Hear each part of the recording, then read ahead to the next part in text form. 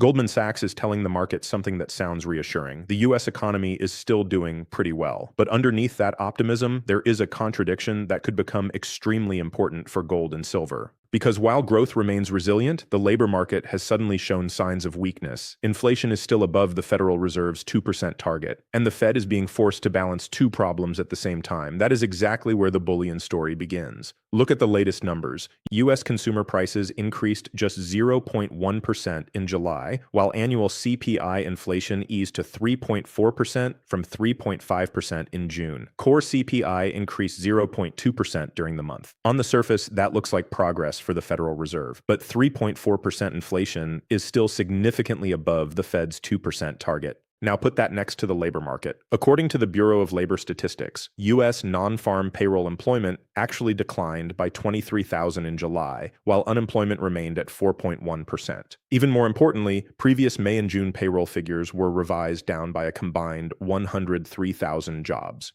That creates the central question for markets. If inflation is still too high, but employment is beginning to weaken, what exactly can the Federal Reserve do? This is where Goldman Sachs becomes interesting. Goldman has maintained a relatively constructive view of the U.S. economy, with its research pointing to support from tax cuts and a fading drag from tariffs. Goldman has also recently reduced its recession probability, reinforcing the idea that the economy may be slowing without necessarily entering a recession. But for gold investors, no recession does not automatically mean no bullish case. In fact, the more important question is what happens if the economy stays strong enough to avoid recession, but weak enough to force the Fed toward easier policy. That is the gray zone. If inflation continues cooling, the Fed gets more room to ease. If employment continues deteriorating, pressure for easier monetary policy increases. And if the dollar or real yields weaken as a consequence, that can create another tailwind for gold. But there is another side to this equation. If Goldman is right about resilient growth and inflation refuses to fall quickly toward 2%, the Fed may have to remain restrictive for longer. Higher yields and a stronger dollar could then create resistance for bullion. So this is not simply a story about whether the US economy is strong or weak.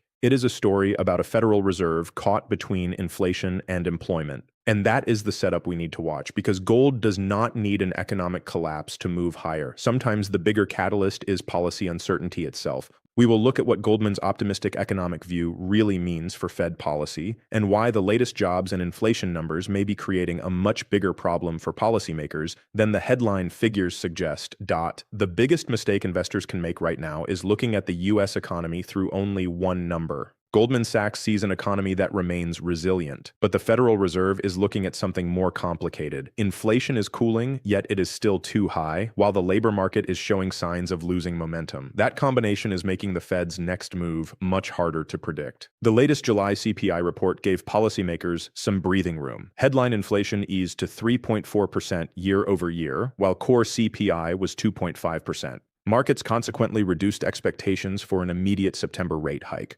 Reuters reported that traders were leaning toward a September hold after the CPI release, although the possibility of another hike later in the year has not disappeared. But here is the important point for gold. A decline in inflation is not automatically bearish for bullion. It depends on why inflation is falling and what happens to interest rates afterward. Imagine inflation moves from 3.4% toward 3%. If economic growth remains solid and the Fed keeps real interest rates relatively high, gold could face pressure. But if inflation falls because demand is weakening and the labor market deteriorates, the Fed may eventually have more room to ease policy. That changes the equation completely. This is why the jobs data matters so much. The July employment report showed a decline of 23,000 payroll jobs, while the unemployment rate remained at 4.1%. The weak employment picture has already changed the debate around September policy. Reuters reported that markets sharply reduced the probability of a September hike following the jobs report. Now combine those two developments. Inflation is moving lower, employment is weakening, and Goldman is still describing the broader economy as resilient. That is not necessarily a contradiction. It could be the early stage of a soft landing, an economy that slows enough to reduce inflation without collapsing into recession. Goldman's broader 2026 outlook has emphasized solid growth and relatively contained inflation, with tax cuts and fading tariff effects supporting activity. If that scenario plays out, the Fed may not need emergency cuts, but it could eventually move toward a less restrictive stance as as inflation cools. And that is where gold becomes extremely sensitive to the next phase. Gold is not simply trading the question, is America in recession? The market is trading questions like, what happens to real yields? What happens to the dollar? How quickly can the Fed ease? And does inflation continue falling without a major economic slowdown? If the answer is yes to lower inflation and weaker employment, the probability of easier monetary conditions can increase. That can become supportive for gold. Silver has an additional layer because it is tied to industrial demand as well as monetary conditions.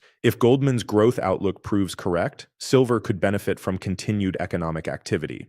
But if growth deteriorates sharply, industrial demand becomes a potential weakness. So gold and silver are not necessarily facing the exact same trade. Gold is increasingly about monetary policy, real yields, currency confidence, and risk. Silver is about those factors plus industrial demand and economic growth. And this creates an important divergence investors need to watch. Gold could benefit from a more accommodative Fed even if growth slows. Silver may need both easier monetary conditions and enough economic activity to keep industrial demand strong.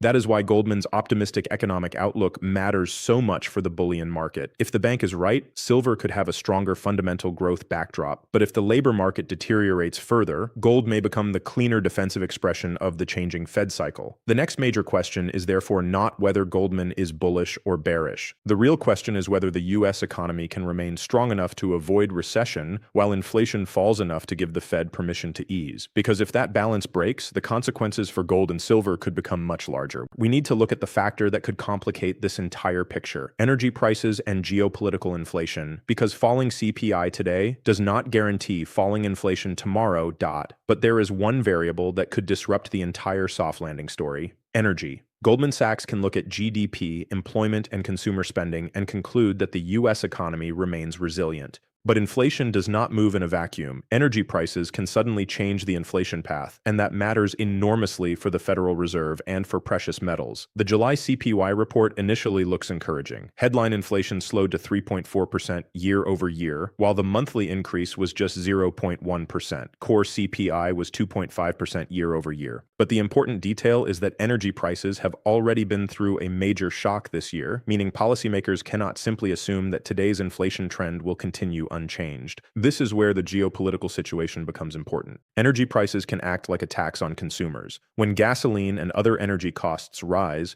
households have less money available for discretionary spending. Businesses also face higher transportation and operating costs. Eventually, some of those costs can be passed through into prices. That creates a difficult situation for the Fed. If higher energy prices push inflation back upward while employment continues weakening, the central bank faces a classic policy dilemma. Raising rates can help contain inflation, but it can also put additional pressure on an already softening labor market. And keeping rates high for too long creates another risk. Economic growth could weaken more than policymakers expect. For gold, this is a fascinating setup. Gold does not necessarily need energy prices to rise directly. What matters is the uncertainty they create around inflation, monetary policy, real interest rates, and the dollar. We already saw the market sensitivity after the latest CPI release. Gold moved sharply higher as the softer inflation reading reduced pressure for another Fed hike. Silver moved even more aggressively. Reports on August 12th showed gold futures gaining, while silver also advanced strongly following the inflation data. That tells us something important.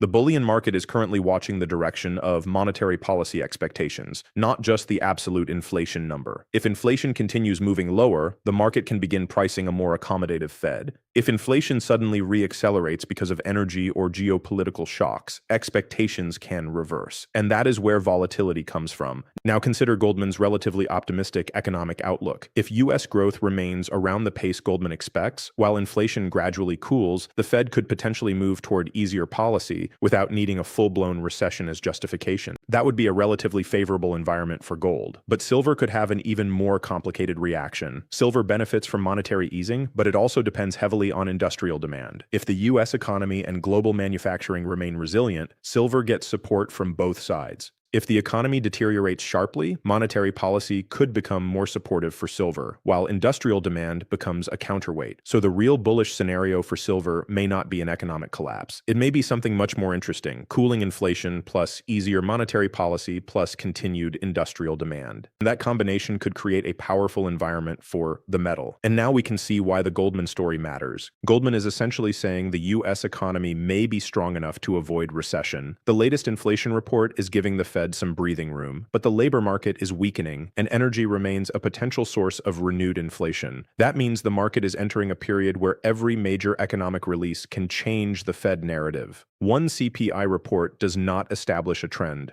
one weak jobs report does not establish a recession, and one optimistic Goldman forecast does not eliminate economic risk. But put all three together, and you get something far more important: a Fed that has less certainty about what comes next. For bullion investors, uncertainty can become a catalyst. We will take this one step further and examine the dollar, treasury yields, and real rates, because that is where the Fed's next decision could translate directly into the next major move in gold and silver.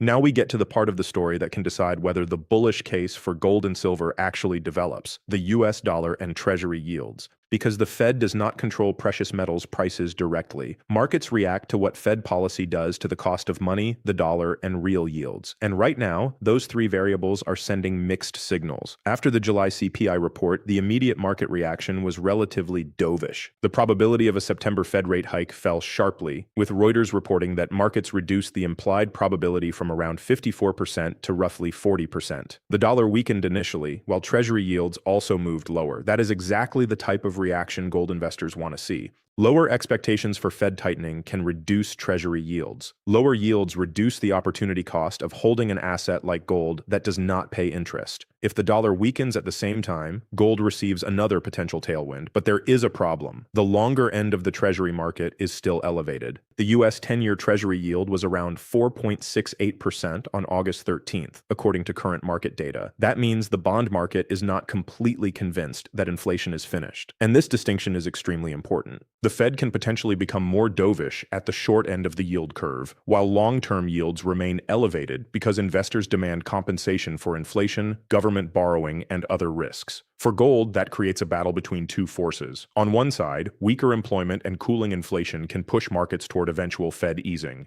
On the other side, elevated long-term yields can continue increasing the opportunity cost of holding precious metals. That is why simply saying, the Fed will cut, therefore gold goes up, is too simplistic. The real question is, what happens to real yields? If nominal treasury yields decline faster than inflation expectations, real yields can fall. That can become a powerful supportive factor for gold. But if inflation expectations remain elevated while nominal yields stay high, the Fed could remain cautious. This is also where the dollar becomes critical. A weaker dollar generally makes dollar-denominated commodities more attractive to international buyers. And recent market action shows how closely bullion is reacting to changes in the currency and rate outlook. But the dollar does not need to collapse for gold to move higher. It simply needs to stop receiving the same support from rising rate expectations. That is potentially what changed after the latest inflation report. Before the CPI release, markets were seriously considering another rate increase. After the report, those expectations were reduced. That shift matters because financial markets move on expectations, not just the final interest rate decision. And this brings us back to Goldman Sachs. If Goldman is correct that the US economy remains resilient, the Fed may have time to move gradually rather than aggressively. But if the labor market continues weakening while inflation keeps cooling, the argument for maintaining extremely restrictive policy becomes harder to defend. That would create an unusual environment. The economy would not necessarily be collapsing. There would be no need for emergency monetary stimulus, but the direction of policy could still gradually move from restrictive toward neutral. For gold, that can be enough. Silver is even more interesting because a resilient economy could keep supporting industrial demand, while easier monetary expectations provide the monetary catalyst. That combination is something bullion investors should watch closely. And there is another factor: the bond market itself. If the 10-year yield remains close to current elevated levels, even as the Fed becomes less hawkish, that tells us investors are demanding a significant term premium. If those long-term yields eventually start falling, the pressure on gold could ease considerably. So the next move in precious metals may not come from another dramatic headline.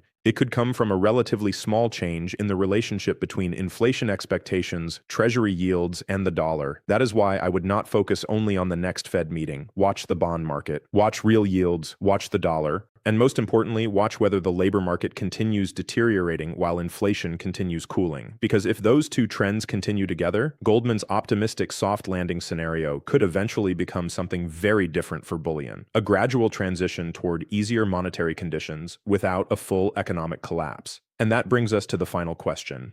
If the economy avoids recession, inflation continues cooling, the Fed becomes less hawkish, and industrial demand remains resilient. What does that actually mean for gold and silver over the next phase? That is where the bullish and bearish scenarios separate. We will put the entire setup together and identify the key conditions that could determine the next major move in both metals. Now we can put the entire picture together. Goldman Sachs is not forecasting an economic collapse. In fact, Goldman's chief U.S. economist, David Miracle, has projected roughly 2% U.S. GDP growth for 2026, and in its July outlook, expected the Fed to remain on hold before eventually cutting rates in 2027. At the same time, the latest July CPI showed inflation cooling to 3.4% from 3.5% in June, while the monthly increase was just 0.1%. That is encouraging for the Fed, although inflation remains well above the 2% target. And then we have the labor market. July payrolls declined by 23,000, according to the figures discussed in the latest market coverage, adding another reason for investors to question how long restrictive monetary policy can remain in place. Goldman economist John Hatzius has argued that inflation may matter more than employment for the Fed's next decisions,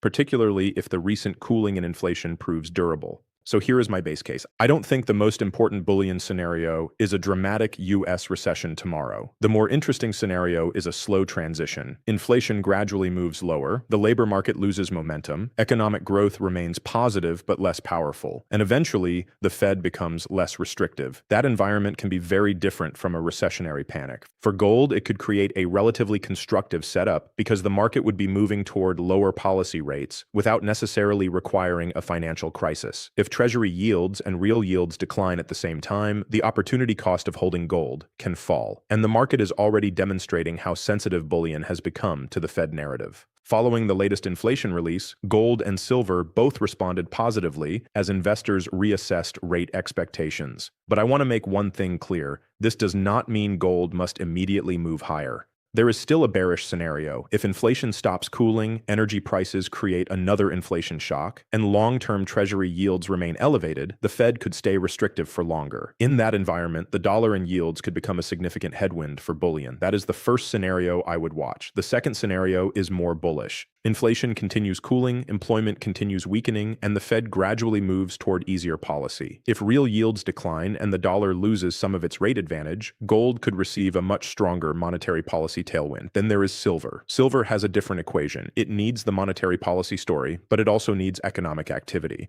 If Goldman's resilient growth thesis survives while monetary conditions gradually become easier, silver could potentially benefit from both sides of the equation. That is why I would not treat gold and silver as identical trades. Gold is the cleaner monetary and defensive asset. Silver is the higher beta combination of monetary demand and industrial demand. And this brings us to the biggest takeaway from the Goldman story. The bullish case for bullion does not require Goldman to be wrong about the U.S. economy. Goldman can be right. The U.S. economy can avoid recession. GDP can remain positive. AI investment can continue. Consumer activity can remain reasonably resilient. And gold and silver can still have a strong setup if inflation continues falling and monetary policy gradually becomes less restrictive. That is the part of the story the market may be underestimating. The next major catalyst is therefore not simply another headline about whether the economy is strong or weak. Watch the inflation trend, watch payroll revisions, watch unemployment, watch Treasury yields, watch the dollar, and above all, watch what the Fed does with those signals. Because if inflation keeps cooling while employment deteriorates, the central bank may eventually have to choose between maintaining restrictive policy and protecting the labor market. And whenever that policy tension increases, bullion becomes much more interesting. So my conclusion is simple. Goldman is betting on resilience. The Fed is betting on inflation. The labor market is asking for attention. And gold and silver are waiting for the policy gap to open. For gold, the key bullish confirmation would be falling inflation combined with declining real yields and a softer dollar. For silver, the stronger confirmation would be those monetary conditions plus continued industrial demand. Until those signals align, expect volatility. But if they do align, this could become much more than another CPI-driven rally. It could mark the beginning of a broader shift in the monetary environment. This is an independent macro bullion analysis, not financial advice. Always do your own research and consider your own risk before making any investment decision.